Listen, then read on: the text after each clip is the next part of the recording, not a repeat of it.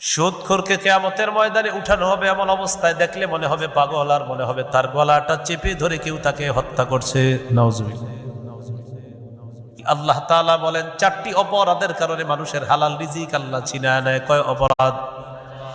বলেন 1 নাম্বার জুলুম করা, 2 নাম্বার আল্লাহর রাস্তায় বাধা দেওয়া, 3 নাম্বার সুদ খাওয়া, 4 নাম্বার আরেকজনের সম্পদ অন্যায়ভাবে ভক্ষণ করা।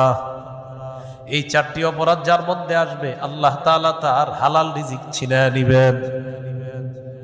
তাহলে 4 নাম্বার গজব, সুদের কারণে আল্লাহ হালাল রিজিক থেকে বঞ্চিত করেন। আল্লাহ আমাদেরকে হেফাজত করেন। 5 নাম্বার গজব, বলেন কোন এলাকায় যদি 2টি অপরাধ বেড়ে যায়, 1 ব্যভিচার, 2 সুদের কারণে, ওই এলাকায় এই চর কাকু সুদখোরকে কিয়ামতের ময়দানে উঠানো হবে।